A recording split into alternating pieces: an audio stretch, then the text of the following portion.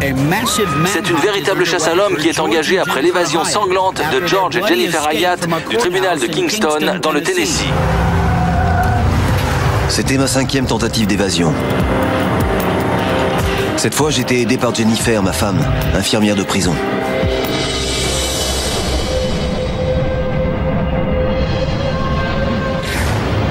On veut faire croire que je l'ai manipulée, que je me suis servi d'elle, mais pas du tout.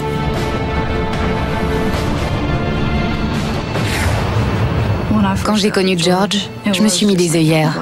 Dès que j'ai touché les allocations familiales, je suis allée acheter une arme. Ça allait sans doute se terminer par une fusillade.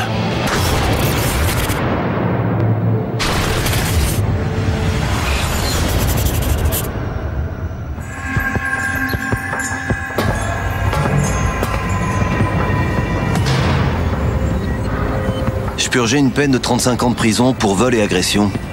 Et je risquais d'autres condamnations. Je n'allais pas sortir avant très longtemps.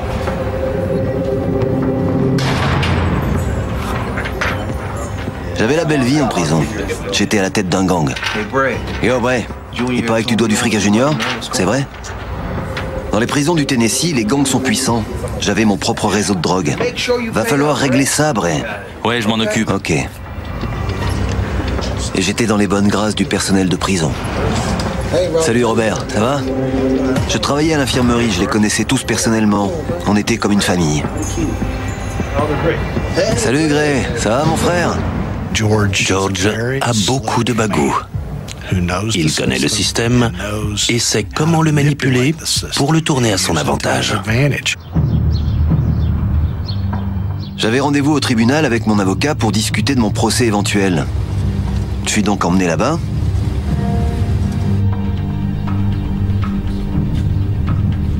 Et pendant qu'on attend mon avocat à l'étage, un des gardiens, Randall Redknapp, se met à parler à un autre des failles de la sécurité. Vas-y, évade-toi, te gêne pas. Je me tuerai pas à essayer de te rattraper. Si un complice débarquait en voiture, il suffirait que je monte dedans et on me laisserait filer.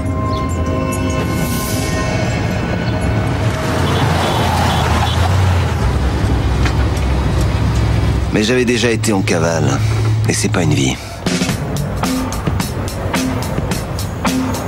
Et puis, j'ai rencontré Jennifer. Je terminais l'école d'infirmière. La prison m'avait offert un poste, donc je savais où j'allais. Et ça me faisait pas peur du tout. Au contraire. J'aimais bien travailler là. En tout cas au début. Mais c'est devenu de plus en plus difficile.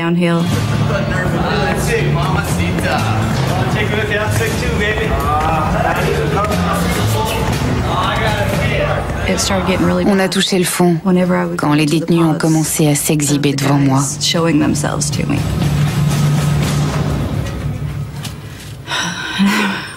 J'avais beau leur dire que si je voulais voir ça, je leur aurais demandé.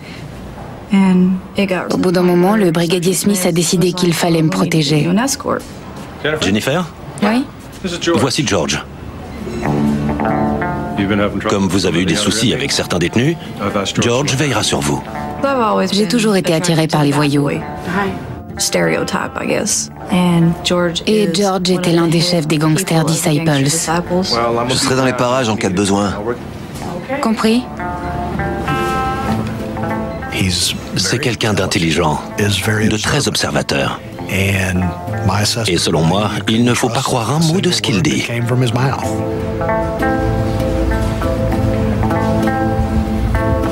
À partir du moment où j'ai assuré sa protection, ça s'est calmé. Je la fascinais un peu, je crois. Au départ, j'étais juste son protecteur et peu à peu, on a échangé certaines choses. Il sait y faire, c'est tout ce que je peux dire. Elle se définit en fonction des autres. Elle a pris de la valeur avec George Hyatt. J'étais en plein divorce avec mon mari. Je me retrouvais seule avec mes 3 enfants. J'ai impliqué mes frères dans sa protection. George, il faut vraiment qu'il soit là tout le temps. Un jour, j'ai commencé à me sentir attiré par elle. foutez le camp. J'aimais son cran, son courage. Barrez-vous! Vous êtes sourd? Il en fallait pour s'adresser à des tueurs comme ça. Je trouvais ça sexy chez une fille. Quand j'ai connu George, je me suis mis des œillères. Je me suis persuadée que c'était un type bien qui était dans le pétrin. Il avait besoin qu'on prenne soin de lui. Et j'en avais envie. Très vite, je suis tombé raide dingue d'elle. Elle avait vécu des choses pénibles, mais elle était là pour moi. Et j'étais là pour elle. Dès qu'on voulait être seul, quelqu'un faisait le guet pour nous. Il me donnait $100 pour que je puisse aller chez la pédicure ou le coiffeur. C'est ce genre d'attention qui m'avait toujours manqué. Et il m'a emmené de plus en plus loin. Qui sait ce qu'il a pu lui dire pendant toute cette période dans cette prison du Tennessee? Quelle promesse d'amour, d'avenir pour eux deux? On ne sait pas. Pendant 6 ou 8 mois, tout s'est bien passé. Personne disait rien. Et quand une blanche tombe amoureuse d'un noir, qui en plus est un détenu, faut pas longtemps pour que ça tourne au drame. Et c'est ce qui s'est passé.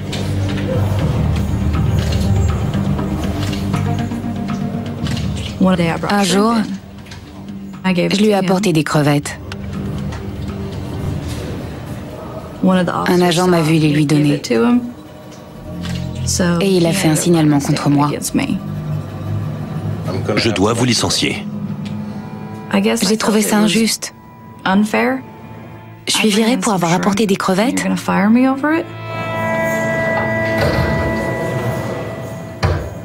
À ce moment-là, j'ai cru que j'entendrais plus parler de lui, qu'il m'appellerait plus, qu'il s'était servi de moi.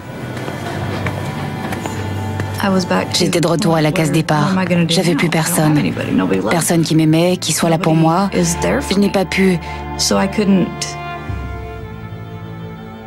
J'ai pas réussi à me dire, bon, tant pis. J'étais trop attachée à lui. Je lui avais fait passer un portable. Allô? Salut ma belle. Je pensais pas qu'il me rappellerait. Mais on se parlait sans arrêt.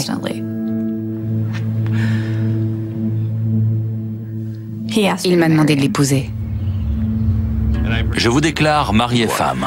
Jennifer Hayat est une suiveuse. Maintenant, elle doit s'en aller. Elle a besoin de s'attacher à quelqu'un qui va la guider, lui montrer le chemin.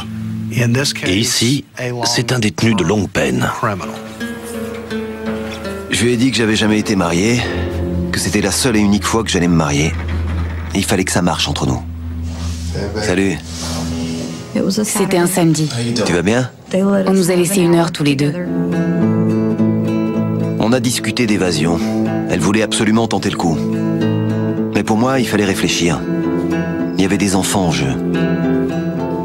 Mais elle a dit, non, si tu m'aimes, on doit le faire. Tu veux être avec moi? Faut étudier la question. Je lui ai dit que j'allais réfléchir à un plan. Vu les défaillances du système de sécurité, je voyais à peu près comment faire. Il est retourné en cellule et m'a appelé. D'ici quelques mois, il devait se présenter au tribunal pour son procès. D'accord. Je le savais. C'était le moment idéal pour le faire évader.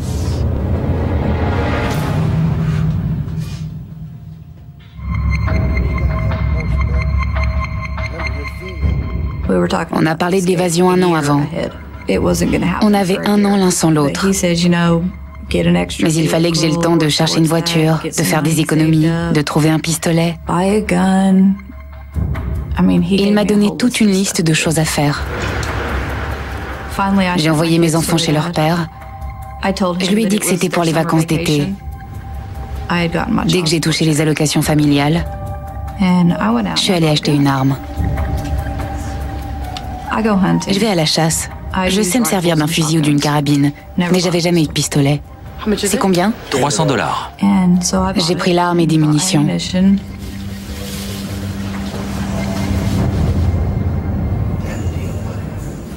2 ou 3 mois plus tard, on était au téléphone. Un garde est venu le voir, il s'est interrompu. Quand il a repris le téléphone, il était étonné. Il devait préparer ses affaires pour un rendez-vous au tribunal le lendemain matin. Il était accusé de vol. Il m'a dit, c'est simple. Quand tu vois le fourgon arriver, mets-toi derrière nous. Quand je sors, tu t'approches par derrière avec le flingue, tu leur dis de lever les mains en l'air, tu prends les armes et tu les jettes dans le fourgon. Ça avait l'air facile.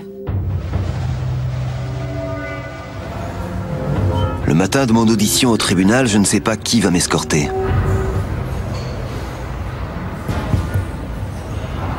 J'espère alors que ce sera Randall Rednour. Vas-y, évade-toi, te gêne pas. Je me tuerai pas à essayer de te rattraper.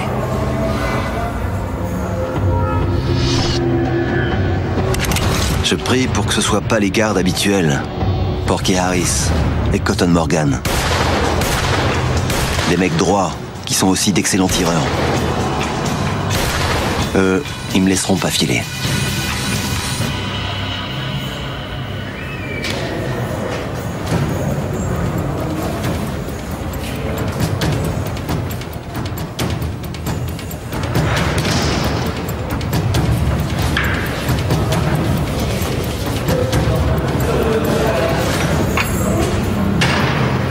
On y va. C'est Rednour. En route. Je ne sais pas si j'aurai une autre chance comme celle-ci. Il faut que ça se fasse aujourd'hui. Je me rends au tribunal. J'attendais au bout du parking. Je me souviens de l'anxiété que j'ai ressentie, me demandant « Et après ? Et après ?»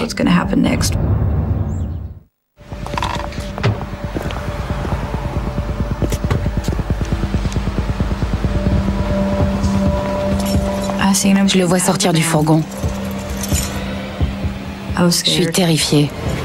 Il se tourne, me regarde, et je reste clouée dans ma voiture.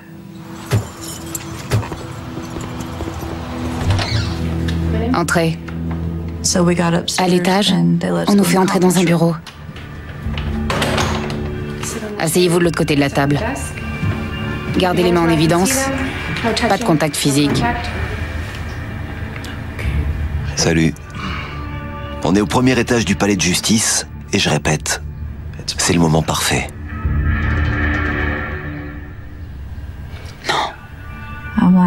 Je suis là. Je peux pas. Non. Aujourd'hui, bébé, ok? Aujourd'hui, c'est le moment. Il insiste vraiment pour que ça se passe ce jour-là. J'avais trop peur, je ne voulais pas. Je peux pas. J'arrête pas de lui dire qu'on n'est pas prêt, pas assez préparé. J'enchaîne excuse après excuse. Je suis pas d'accord pour le faire évader ce jour-là. Alors il a demandé à avoir un procès pour pouvoir revenir au tribunal. Le procès est fixé au 9 août 2005. Je sais pas pourquoi j'ai continué avec elle. Pourquoi je lui ai fait confiance si elle n'était pas capable de tenir ses engagements. J'ai commencé à redouter sa colère. C'est la première chose que je me suis dite, qu'il allait être furieux. Il a fini par m'appeler. Pauvre conne, qu'est-ce que tu fous? Il était vraiment énervé. Je vais te dire, Jen, c'est terminé. Quoi? Tu m'entends? Fais pas ça. On arrête là. Je voulais pas qu'il me quitte. Je l'ai rassuré, j'ai dit que je faisais le nécessaire, qu'il ne s'inquiète pas, que tout irait bien. À partir de ce moment-là, elle s'est mise à tout préparer. Elle a trouvé l'argent, le véhicule pour s'enfuir. Je pensais qu'elle me racontait des cracks, qu'elle faisait tout pour pas que je la largue. Madame Betty? Jennifer? Bonjour, quel plaisir de vous voir. Elle s'est installée chez une dame âgée, Madame Betty, pour s'occuper de son mari. Oui, Sarah, je crois. Elle a abusé de certains avantages pour mettre notre plan en marche. J'aimerais transférer $5 000 du compte de Madame Betty Dice. Parfait. Merci, au revoir. Il allait falloir changer rapidement de voiture après l'évasion. Madame Betty? J'emmène le van à la révision, d'accord? On a prévu de garer le van de Madame Betty près du tribunal.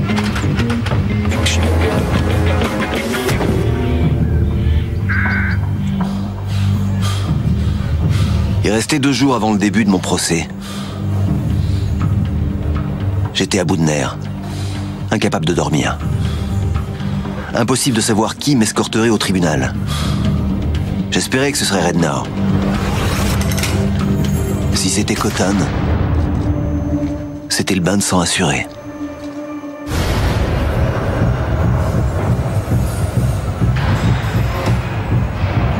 Le matin de mon procès, je croise les doigts pour que Rednar vienne me chercher. Quand le garde apparaît devant ma cellule... Bonjour, George. C'est Cotton. Le 9 août, on doit emmener George au tribunal du comté de Rowan, avec Wayne Morgan, qu'on appelait Cotton. En 6 ans de transport de prisonniers, on n'avait jamais eu de problème au point de devoir menacer ou pointer une arme sur un détenu.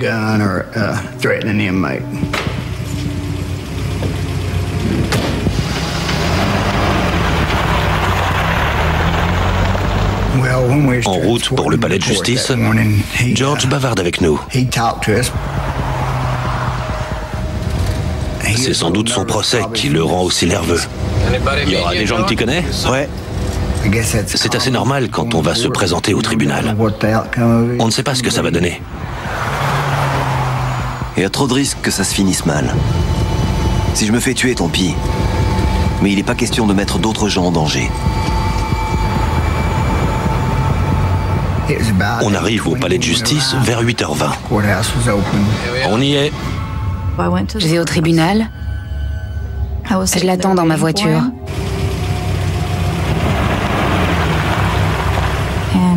Je vois le fourgon approcher.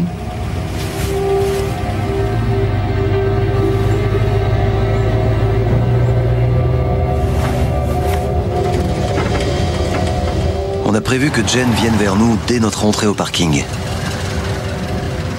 Je me mets derrière eux.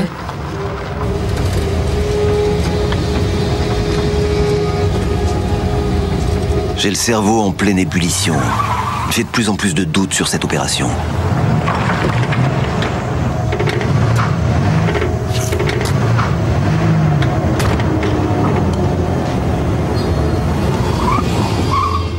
Je me gare derrière eux et... Je le vois sortir du fourgon. Je m'apprête à sortir. Allez.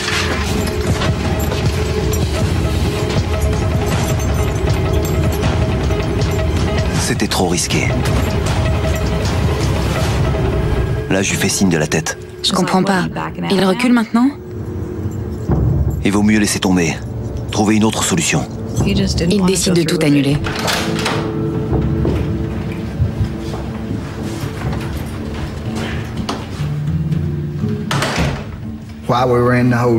Alors qu'on est dans la salle de détention provisoire avec George, sa femme Jennifer entre avec un sac de vêtements pour lui. Je le prends pour vérifier ce qu'il y a dedans, je fouille, et je trouve un briquet. Les briquets sont interdits, Jennifer. Autant remettre l'opération à un autre jour, pendant mon procès. George, comment allez-vous? George, l'accusation propose un accord. Plaidez coupable, vous aurez 6 ans. Je vous recommande fortement d'accepter. Ce qui voulait dire, pas de retour au tribunal. On n'a jamais parlé de passer un accord. Il se braque. Il veut un procès. Je vous conseille vivement d'accepter. Cotton cherche à le rassurer. George, vous avez fait le maximum. Vu les circonstances, il risquait de recevoir une peine plus lourde s'il allait en procès. Jennifer a l'air nerveuse, comme lui. Il donne l'impression de ne pas savoir ce qui vaut mieux. Plaider coupable ou aller au procès. Qu'est-ce que tu veux faire? C'est toi qui décides. Si on le fait, c'est aujourd'hui. Faut que ça se fasse aujourd'hui.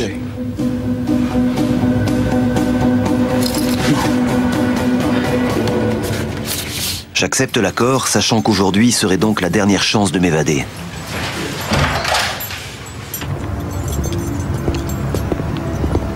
sort du tribunal, il me ramène au fourgon.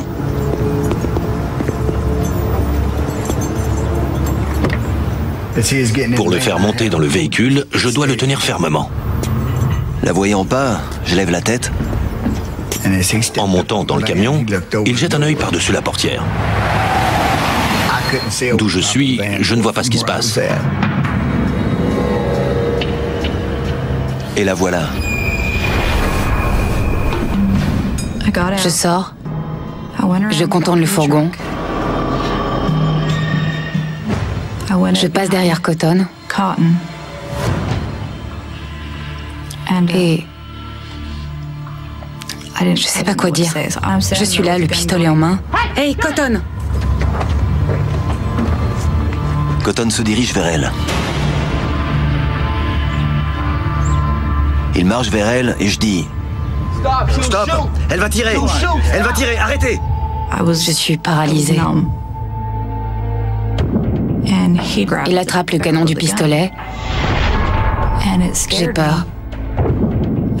Alors je prends le pistolet des deux mains pour mieux le tenir. Et j'appuie sur le camp de sûreté. Je recule. Et le coup part.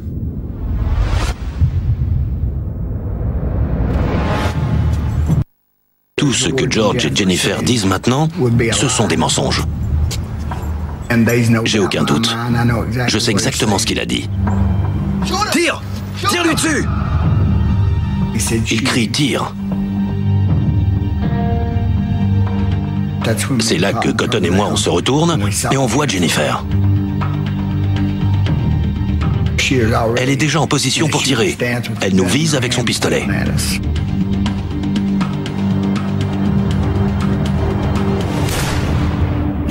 Elle tire sur Cotton avant qu'il ait pu toucher son arme. Je ne dis que la vérité. Je sors mon arme, je vise Jennifer. J'entends des coups de feu. Alors je tire moi aussi. Pas sur lui, juste pour le déstabiliser. Du coin de l'œil, je vois George s'asseoir à l'avant de la voiture et fermer la portière derrière lui. Je passe du côté du conducteur. Elle est derrière la portière.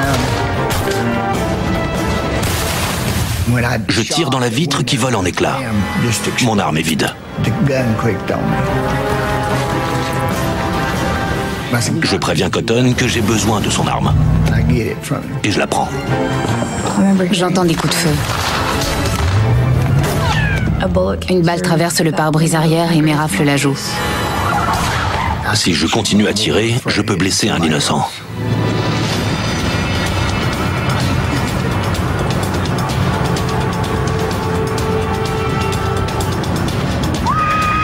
Je suis prise d'euphorie. C'est l'été. Il n'y a plus de nuages. On est en route depuis 2 minutes et elle se met à m'embrasser. Mais... je peux pas me concentrer. Je peux pas me concentrer. Tu comprends ce qu'on vient de faire? Pourquoi tu flippes? Tous les flics vont nous poursuivre. Ils sont tous à notre recherche, là. Ils sont à nos trousses. Je vois pas. Pourquoi ça te stresse? Avance. Conduis. T'arrêtes pas. Pigé?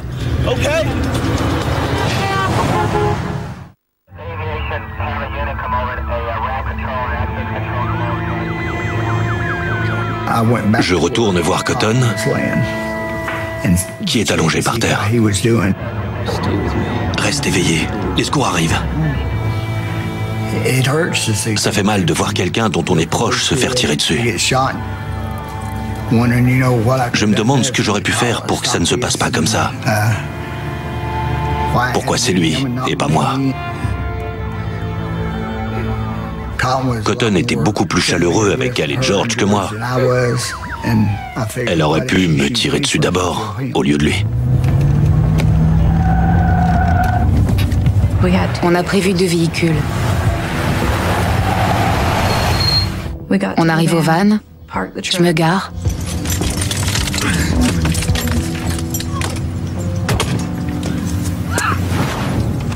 Je sens plus ma jambe. Je crois que j'ai reçu une balle dans le dos.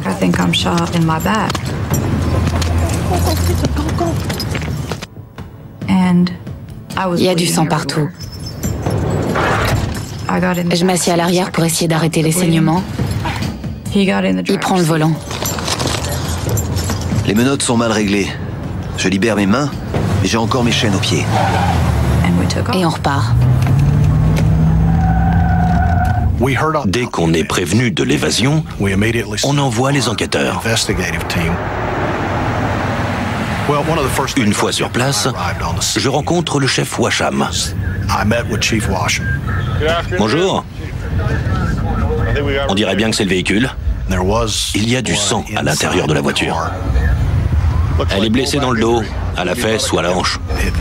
Il est clair alors qu'elle a été touchée par une balle. Allons-y, on va établir un périmètre jusqu'à l'arrivée des équipes. En route. Ils ont abandonné une voiture pour en prendre une autre. La police a des témoins en mesure d'identifier la voiture de rechange. Ils ne se cachent pas quelque part. Ils ont pris la fuite. Sont-ils partis vers le nord, le sud, l'est ou l'ouest? À ce moment-là, on n'en a aucune idée. On prend l'autoroute pour le Kentucky.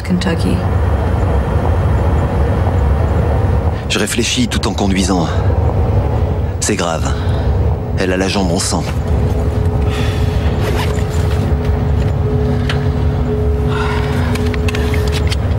Je pensais pas que ce serait moi qui me ferais tirer dessus. Plutôt toi. J'ai très peur.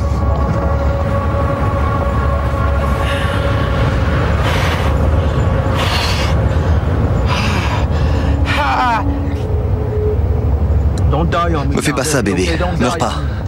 George me tient en éveil.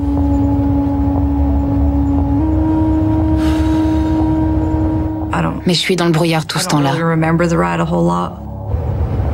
Arrête-toi quelque part. On va s'arrêter, t'inquiète. Il finit par se garer parce que je ne tiens plus. Il faut absolument stopper l'hémorragie. Je suis sûre de ne pas survivre. Je pensais mourir dans l'heure. C'est la panique. Elle saigne trop. Et moi, j'ai toujours la ceinture autour de la taille et les entraves aux pieds. Je peux pas sortir. Je peux rien faire. Faut que je trouve un plan. En interrogeant des témoins, on se rend compte que le véhicule qu'on poursuit va vers le nord. On est en contact avec Cincinnati, avec Dayton, avec Columbus, avec Cleveland. On alerte donc tous les bureaux de Marshall dans cette région de l'Ohio. Sur un coup de tête, je me gare devant un magasin de bricolage sur une place handicapée. Hey mec! Je repère un type, je lui dis que je suis handicapé et je lui demande d'aller m'acheter une scie à métaux.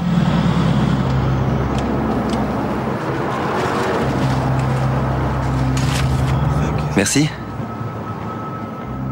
Ils vont avoir besoin de repos, de se soigner, de trouver de quoi manger. Et surtout de dormir. C'est simple. On s'échine à les suivre et eux s'échinent à nous devancer. S'ils s'arrêtent, on les tient.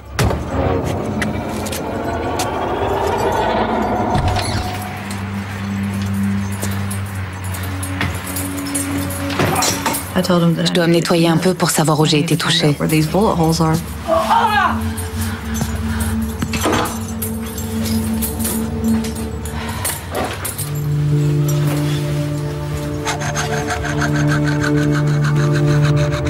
On scie d'abord ses chaînes.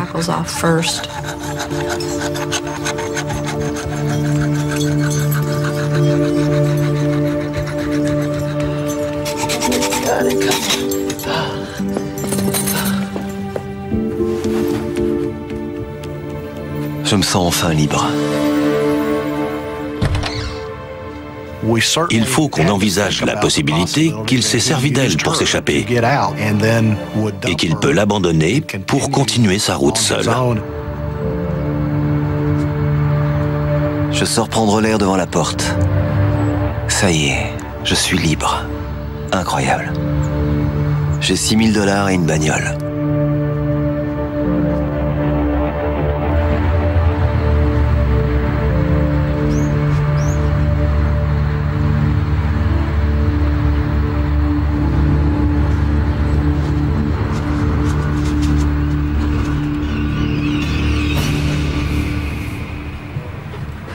pourrais la laisser là. Mais ça me vient pas à l'idée.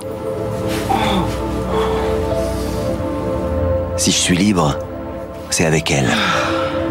C'est pour elle que j'ai voulu sortir de prison. Je suis heureux, tu sais. On s'allonge, on commence à se faire des câlins. Et je sais pas pourquoi, j'allume la télé. On apprend à l'instant que Jennifer Hayat, 31 ans, a sans doute été blessée dans une fusillade avant de s'enfuir avec son mari dans un 4x4. Oh la vache, Jen. Le gardien de prison a été tué. Il est mort. J'apprends que Cotton est mort. La police demande l'assistance de la population. Cotton était l'un de ceux qui m'a aidé à traverser des périodes très difficiles. Des décès dans la famille, ou le fait que ma famille ne s'intéresse plus à moi. Il avait toujours un mot gentil, des encouragements à donner. Et il dit... Il était plus croyant que les autres. Amen. Amen. Il est mort, Jen. Comment on va faire? J'étais même pas sûre de l'avoir touché. Je savais que j'avais appuyé sur la détente. Pas que je lui avais tiré dessus. Le couple en fuite a été repéré dans ce véhicule. Ils savent qu'on a changé de voiture. Et quelle voiture on a? On communique avec le bureau des marshals dans l'ouest du Kentucky. Ils trouvent un véhicule correspondant à la description de celui des Hayat, garé sur le parking d'un motel à Erlanger, dans le Kentucky. On commence à y croire.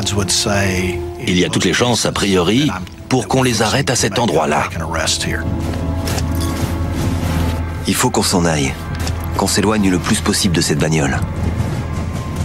Bonjour, j'aimerais un taxi pour Columbus. Je lui ai teint et coupé les cheveux pour qu'elle soit présentable. Bien. Merci. C'est bon? T'es prête? Ouais. Allons-y.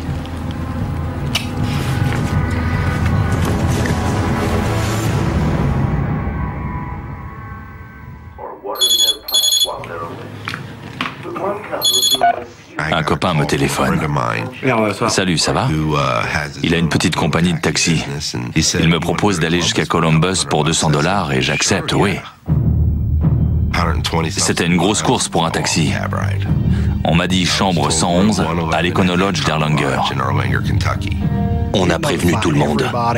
On a fait circuler les informations dans tous les services de Marshall. Les équipes du Kentucky se rendent dans cet hôtel et s'apprêtent à les capturer.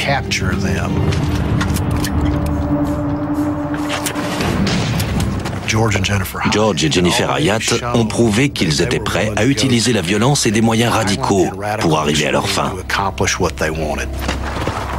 On ne sait donc pas comment ça va se passer.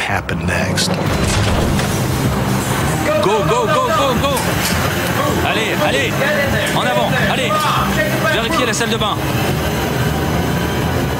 RAS. C'est vide. Malheureusement, ce n'est qu'une trace de plus sur leur piste.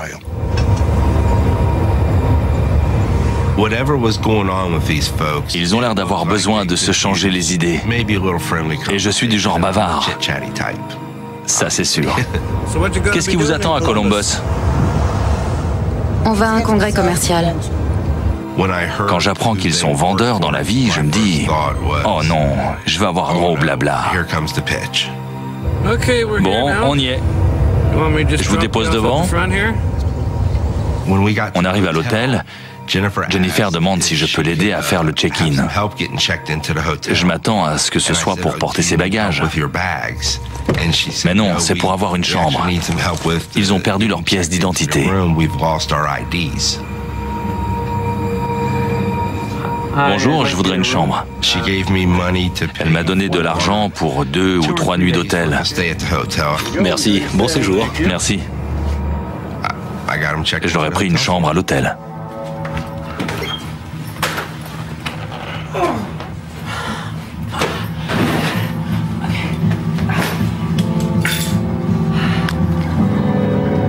George Hayat Une fois dans la chambre, j'allume la télé. Alors que le casier judiciaire de Jennifer est vierge, elle est soupçonnée d'avoir tué le gardien. Les images passent en boucle. En rentrant chez lui, le chauffeur de taxi saura tout. Il fera le rapprochement. Bébé, faut pas rester là. Faut qu'on y aille, qu'on se barre d'ici là. Il est convaincu qu'il se passe quelque chose, qu'il faut repartir. Jennifer se lève du lit, mais elle s'effondre tout de suite. Je peux pas bouger. Non, je peux pas. Je lui dis de partir, que je peux plus le suivre, que je reste ici. Je sors, j'essaie de voir ce que je peux faire. Je réfléchis.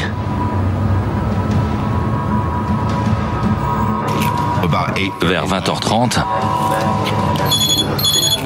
je reçois un coup de fil du copain qui m'a envoyé à Columbus.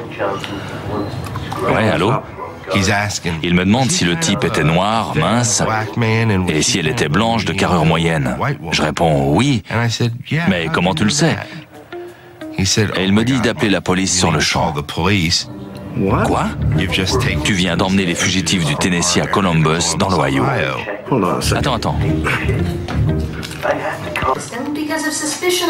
À cause de sa relation avec Hayat, qu'elle a épousé en prison en mai dernier. Oh non, pas moi. Je te laisse. Faites que je ne sois pas impliqué dans tout ça. J'appelle la police, j'explique qui je suis et ce que je crois avoir fait.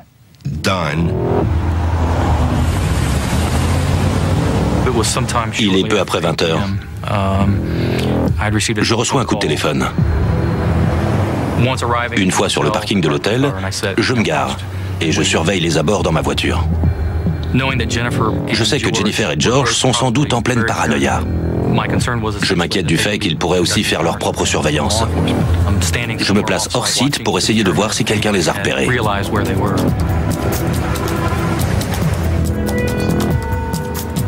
Il y a 4 possibilités. Une prise d'otage, un homicide suivi d'un suicide, une fusillade entre nous et les Hayat, ou alors ils se rendent et suivent nos ordres à la lettre.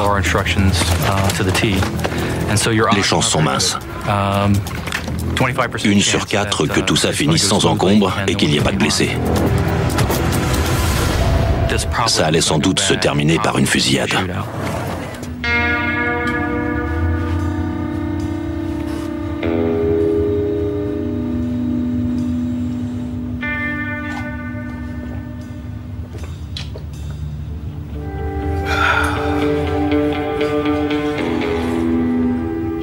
Il me répète sans arrêt qu'on va s'enfuir, reprendre la route et plus s'arrêter. Mais au fond, il sait. Et moi aussi. Bien. Je ressens plus rien. Je suis engourdie. Et je sais que si j'ouvre les vannes, que je m'autorise à avoir des émotions, je vais m'effondrer.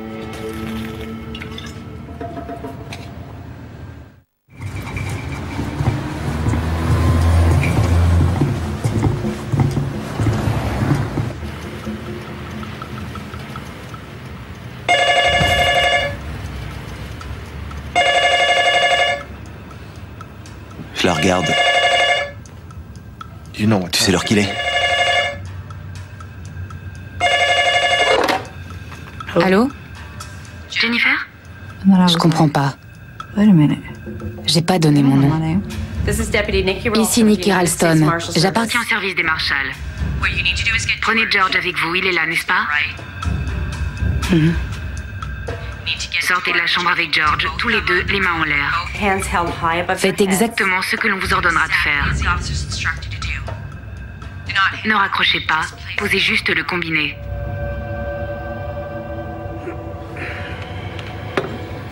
Je pensais pas qu'ils téléphoneraient et nous donneraient une chance. Je pensais qu'ils allaient fracasser la porte.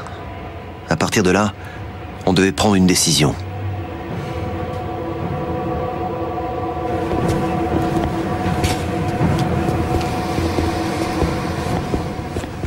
Deux choses peuvent se produire.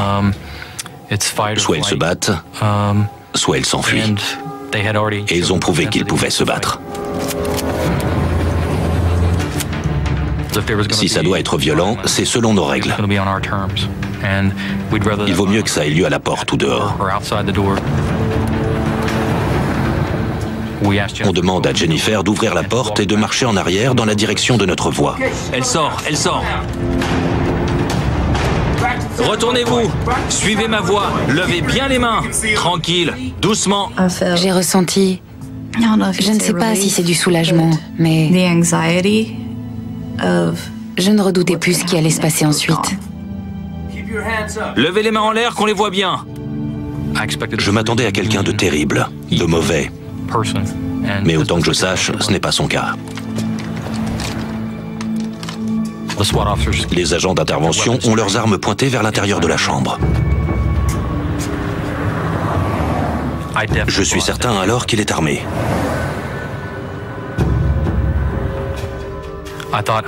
Je me dis qu'il va nous charger. Ou qu'il est caché dans le plafond et qu'il essaie de passer dans une autre chambre.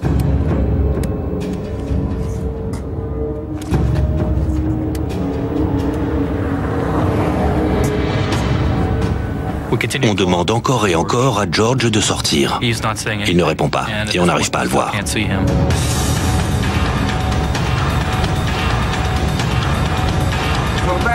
Reculez, en arrière, suivez ma voie. Il finit par suivre nos ordres. Pas de gestes brusques. Il a les mains en l'air, on lui ordonne d'écarter les jambes et de se retourner. Ça ne se passe absolument pas comme je l'avais prévu. Il est très coopératif en fait. À la fin, je me sens soulagé. C'est terminé.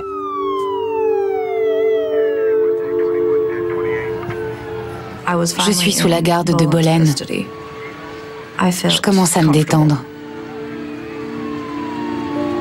Même si je voulais plus que tout être libre et avec elle, il n'était pas question de risquer la vie de quelqu'un pour ça. Je pensais pas qu'on en viendrait à une fusillade. Et je sais qu'elle non plus. Alors, après ces coups de feu, tout a pris une dimension que ni l'un ni l'autre on avait prévu ou voulu. C'est mon plus grand regret. J'avais besoin de me retrouver, me recentrer sur moi-même. J'étais perdue depuis tellement longtemps.